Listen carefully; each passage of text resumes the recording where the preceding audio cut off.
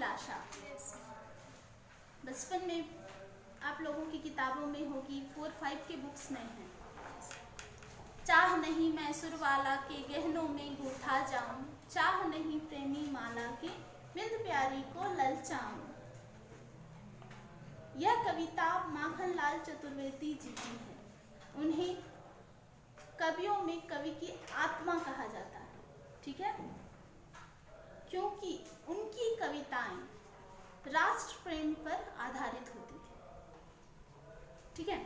तो उन्हीं की एक कविता है जो आप लोगों को पढ़नी है, कैदी और कोकिला। यह कविता भी आजादी से पहले लिखी गई है, ठीक है। चूंकि माखनलाल चतुर्वेदी जी खुद एक स्वतंत्रता सेनानी थे, इसीलिए वे स्वतंत्रता सेनानी के मन की भावनाओं को अच्छी तरह समझ सकते थे। तो उन्होंने कोयल के माध्यम से और कैदियों के मन में क्या चल रहा होता है, उन पर क्या यातनाएं हो रही होती हैं, यह दिखाने का प्रयास किया है, ठीक है। माखनलाल चतुर्वेदी जी का जन्म मध्य प्रदेश के होशंगाबाद जिले में हुआ था। कब? 1889 ईस्वी में, ठीक है। और जब वे 16 वर्ष के थे, उसी अवस्था में वे एक शिक्षक बन गए थे। इनकी बहुत सारी कविताएं हैं और इन्हें एक भारतीय कवि की आत्मा कहा जाता है, ठीक है। इन शॉर्ट यह क्वेश्चन किसी भी कॉम्पिटिटिव एग्जाम में आता है। इवन मैं भी जब टेट का एग्जाम दे रही थी, सेंट्रल टेट, उसमें भी पूछा गया था कि एक भारतीय आत्मा किसे कहा जाता है, किस कवि को कहा जाता है, तो वह है माखनलाल चतुर्वेदी जी, ठीक है। इस बात को याद रखिए। कैदी और कोकिला, थोड़ा सा इस लाइन को पढ़ लेते हैं। यहाँ पे कवि जेल में एकाकी और उदास हैं। कोकिल उससे अपने मन का दुख, असंतोष और ब्रिटिशी शासन के प्रति अपने आक्रोश को व्यक्त करते हुए कहता है कि वह यह मधुर गीत गाने का नहीं बल्कि मुक्ति का गीत सुनाने का है। कवि को लगता है कोयल भी पूरे देश को एक कारागार के रूप में दिखाने लगी है, इसलिए अर्धरात्रि में चीख रही है। इसमें यहाँ विश्लेषण थोड़ा सा किया गया है पूरी कविता का सार, ठीक है। हम लोग स्टार्टिंग से इसको समझते हैं। फर्स्ट पैराग्राफ, क्या गाती हो, क्यों रह रह जाती हो, कोकिल बोलो तो, क्या लाती हो, संदेशा किसका है, कोकिल बोलो तो। देखिए ज्यादातर प्रश्न क्या है, क्या गाती हो, क्यों रह जाती हो। यहाँ पे कवि कोयल से पूछ रहे हैं कि तुम क्या गा रही हो, रात्रि का समय है और तुम गा रही हो, ठीक है, क्या गा रही हो, और गाते गाते बीच बीच में चुप क्यों हो जा रही हो, ठीक है। क्यों रह जाती हो का मतलब है तुम गाते गाते बीच बीच में चुप क्यों हो जाती हो। कोकिल बोलो तो, कोयल बोलो, बताओ मुझे कि तुम क्या गा रही हो और गाते गाते बीच बीच में चुप क्यों हो जा रही हो। क्या लाती हो मतलब क्या तुम कोई संदेशा लेकर आई हो, संदेशा किसका है, और यदि कोई संदेश लेकर आई हो तो वह संदेशा किसका है, किसने उसे भेजा है, उस संदेशे को किसने भेजा है। कोकिल बोलो तो, कोयल बताओ, ठीक है। फर्स्ट पैराग्राफ समझने में किसी को कोई दिक्कत? स्पष्ट है? अर्थ लिखिए खुद ही।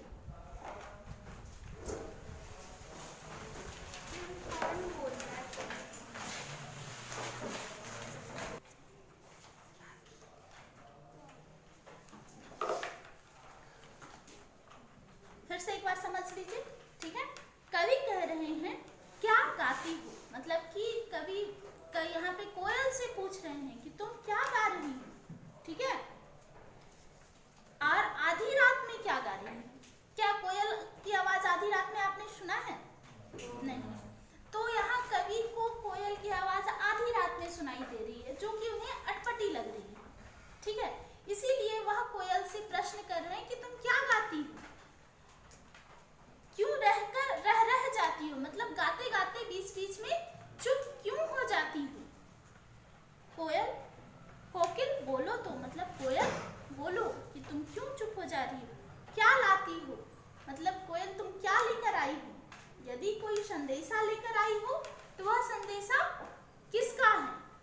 किसने वह संदेशा भेजा है? कोयल बोलो। ठीक है, ये पूरा पैराग्राफ हो गया। अब खुद से इसका अर्थ आप लोग लिख लीजिएगा। ठीक है, पहले संदर्भ लिखिएगा, फिर इसका अर्थ लिखिएगा। ओके। ऊंची काली दीवारों के घेरे में, डाकू चोरों बदमाशों के डेरे में। नेक्स्ट तो लाइन है कि यहाँ पे कवि क्या कह रहे हैं कि जो कैदी हैं, जिन्होंने जो स्वतंत्रता सेनानी हैं और जो अंग्रेजों के कैद में हैं, उनके मन की व्यथा को उन्होंने अपनी कविता में पंक्तियों के माध्यम से व्यक्त किया है। आगे के जो पैराग्राफ अभी आप पढ़ेंगे उसमें कवि ने कैदी के मन की व्यथा को व्यक्त किया है। ऊंची काली दीवारों के घेरे में, डाकू चोरों बदमाशों के डेरे में, जीने को देते नहीं पेट भर खाना, मरने भी देते नहीं तड़प रह जाना। मतलब कि यहाँ पे कवि बोल रहे हैं कि स्वतंत्रता सेनानियों को जहाँ रखा गया है वह उस जेल की दीवारें काफी ऊंची हैं। ठीक है, और हर तरफ अंधेरा है। रात है, वैसे भी अंधेरा होगा, लेकिन उस जेल में दिन में भी रोशनी एक जरा भी दिखाई नहीं देता है। ठीक है, हर तरफ अंधकार है, दीवारें ऊंची है और चारों ओर अंधकार है। और स्वतंत्रता सेनानियों को चोर, डाकू और बदमाशों के बीच रखा गया है। स्वतंत्रता सेनानी ने कोई अपराध तो नहीं किया है। ठीक है, अपने देश के लिए उन्होंने की स्वतंत्रता को प्राप्त करने के लिए उन्होंने अंग्रेज के विरुद्ध एक आंदोलन किया, आवाज उठाई अपनी, लेकिन उन्हें चोर, बदमाशों और डाकुओं के बीच रखा गया है और जीने के लिए उन्हें पेट भर भोजन भी नहीं दिया जाता है। यहाँ पे कैदी कह रहे हैं कि जीने के लिए पेट भर भोजन नहीं दिया जा रहा है और मरने के लिए भी नहीं देते हैं। मतलब कि अब मर रहे हैं तो तड़पा कर जिंदा रख रहे हैं। ठीक है, यह कह सकते हैं कि तड़पा कर जीवित रख रहे हैं, मरने भी नहीं दे रहे हैं और तड़पा कर जीवित रख रहे हैं। जीवन पर अब दिन रात कड़ा पहरा है। उनके जीवन पर, कैदियों के जीवन पर अब किसका पहरा है? अंग्रेजों का कड़ा पहरा है। दिन रात अंग्रेज उनकी देखरेख करते रहते हैं। ठीक है, शासन है या तम का प्रभाव गहरा है और अंग्रेजों का शासन ऐसा लग रहा है कि अंधकार कुछ ज्यादा ही बढ़ गया है। मतलब कि उनका व्यवहार कैदियों के प्रति उचित नहीं है। ठीक है, हिमकर निराशा कर चला रात भी काली। अंधेरी रात में रोशनी की लौ कौन दिखाता है आकाश में? चांद। वह भी कैदियों को निराशा प्रदान कर रहा है, मतलब कि वह भी छुप गया है, दिखाई नहीं दे रहा है, क्योंकि ये कैद खाना जो जेल है उसमें प्रकाश के लौ को आने का भी एक जरा सा रास्ता नहीं है।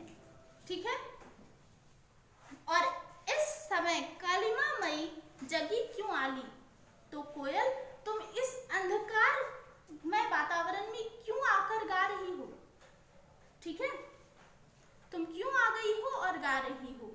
यह प्रश्न पूछा जा रहा है। फिर से 4 लाइन स्टार्टिंग के देख लीजिए।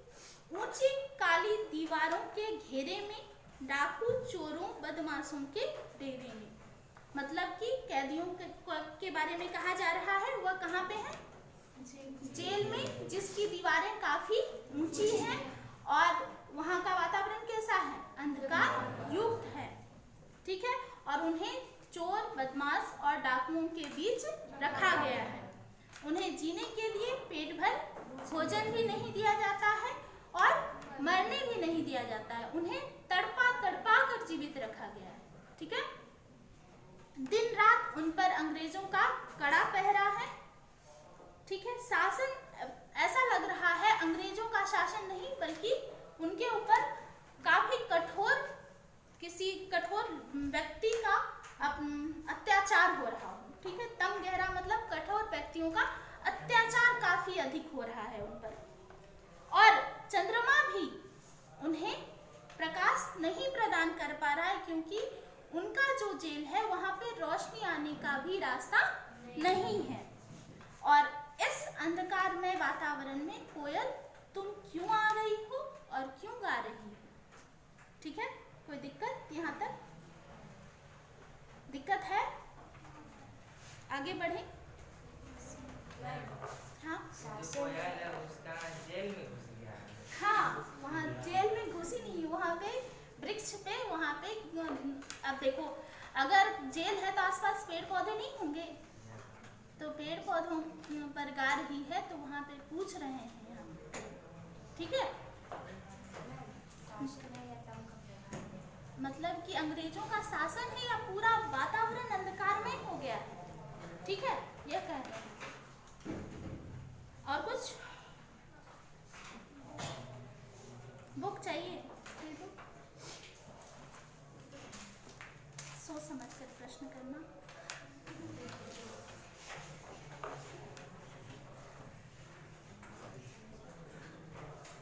और किसी के पास यदि बुक है तो देखिए, कुछ प्रश्न करना हो तो बताइए। हाँ, इसमें कहाँ लिखा है कि वो सर्जन सेनानी को ही जेल में रखा है?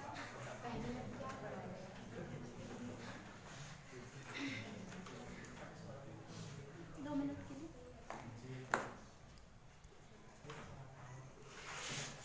हिमकर निराश कर चला रात भी काली, मतलब कि चंद्रमा जो कि रात में अंधकार को दूर करके प्रकाश की एक स्रोत होता है, अंधेरी रात में प्रकाश का एक स्रोत होता है, वह भी कैदियों को हतोत्साहित कर रहा है क्योंकि वह भी उन्हें प्रकाश नहीं दे पा रहा है। आशा की किरण उन तक नहीं पहुंचा पा रहा है कि अंधकार एक दिन खत्म हो जाएगा, यह नहीं बता पा रहा है क्योंकि वह जो कैद खाना है वहां पे रोशनी आने का रास्ता ही नहीं है। ठीक है, हाँ, और किसी को कुछ प्रश्न पूछना है तो पूछिए। शासन है या तम का प्रभाव गहरा, अंग्रेजों के शासन के बारे में कहा जा रहा है कि यह शासन कैसा है, ऐसा लग रहा है चारों ओर अंधकार है। ठीक है, अंग्रेजों के शासन को अंधकार के समान बताया गया है। अंधकार, अगर हम बात करें अंधकार की, अंधकार से हमें क्या समझ आता है?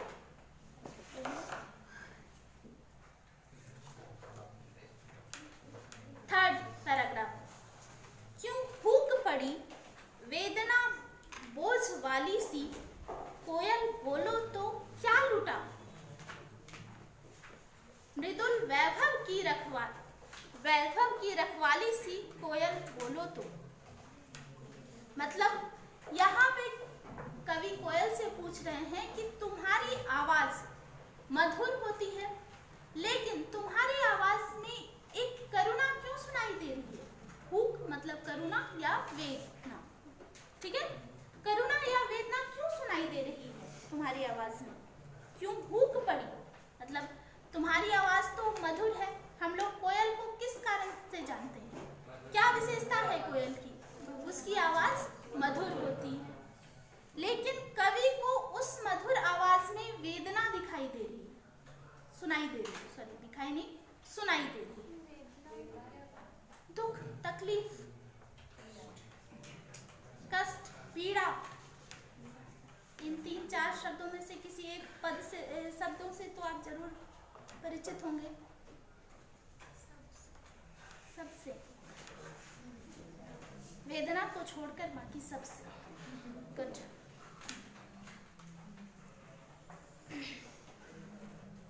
क्या लूटा है, मतलब तुम्हारा क्या खो गया है? तुम्हारा वैभव जिसकी रक्षा तुम कर रहे थे, क्या वह खत्म हो गया है? कोयल बताओ। ठीक है,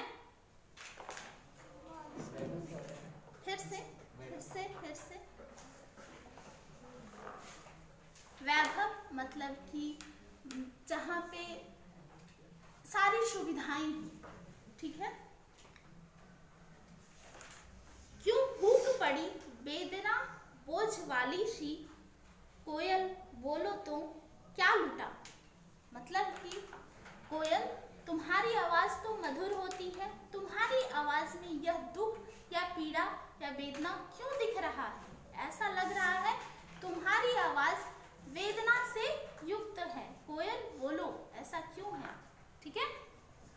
क्या लूटा, क्या तुम्हारा कुछ खो गया है, क्या किसी ने तुम्हारा कुछ ले लिया है।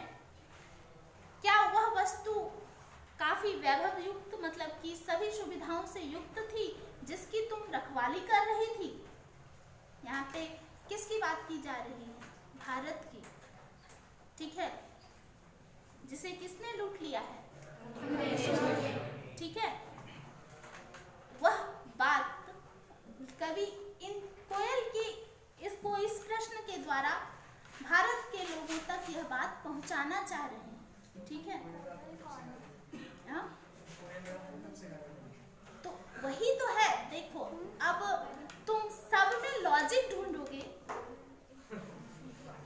तो नहीं चलेगा ना। कविता देखो कहा जाता है कभी कभी जहां ना पहुंचे रवि वहां पहुंचे कवि। मतलब कि जहां सूर्य की रोशनी नहीं पहुंच सकती वहां कवि पहुंच जाते हैं। तो कोयल को भी रात में वो बुलवा सकते हैं। ओके। और तुम उस लॉजिक को समझो, उसमें उस कवि के बात में लॉजिक तुम ढूंढो। ठीक है। अब कोयल रात में क्यों गा रही है। अब माखनलाल चतुर्वेदी जी अगर जीवित होते तो स्पेशली तुम जरूर उनको कॉल करके पूछता कि आप दिन में भी तो गवा सकते थे, रात में ही क्यों गवा रहे हैं।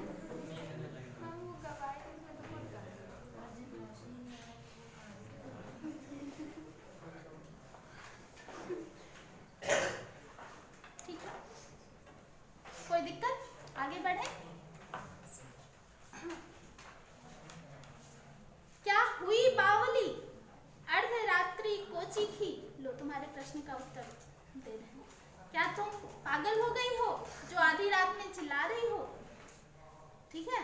कभी ही प्रश्न कर दिए। कोयल बोलो तो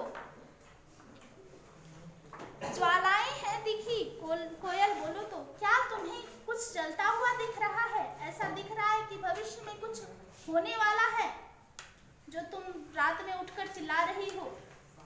क्या कारण है। हाँ वही पूछे तो पागल हो गई हो क्या। कभी खुद प्रश्न कर रहे हैं यहाँ पे। क्या हुई बावली मतलब क्या तुम पागल हो गई हो जो आधी रात में चिल्ला रही हो। कोकिल बोलो तो किस दावानल की ज्वालाएं हैं दिखी। कोकिल बोलो तो दावानल मतलब कि होता है जंगल की आग। ठीक है। क्या तुमने जंगल में आग लगते हुए देख लिया है जो तुम रात में ही चिल्लाना शुरू कर दे रही हो। क्या कारण है बताओ। कोयल तुम बताओ। अब इतना तो मैंने पढ़ाया और आपने बड़े गौर से सुना है ना। अब इसका अर्थ मुझे अभी लिख कर दिखाइए।